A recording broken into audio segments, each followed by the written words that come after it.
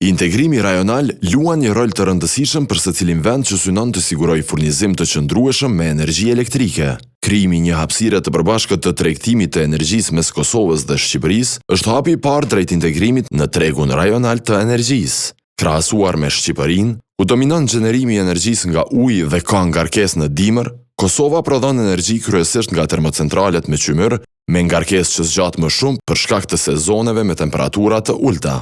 Furnizimi i besueshëm, i sigurt dhe me cilësi të lartë është një nga kushtet kryesore për zhvillim ekonomik dhe social për secilin vend. Siguria e furnizimit është bërë problem akut në Kosovë, kurse krijimi i tregut të përbashkët dhe funksionalizimi i interkoneksionit 400 kV me Shqipërinë, si dhe ndërtimi dhe funksionalizimi i termocentralit Kosova e Re, do të ndihmojë drejt arritjes së sigurimit të furnizimit me energji elektrike.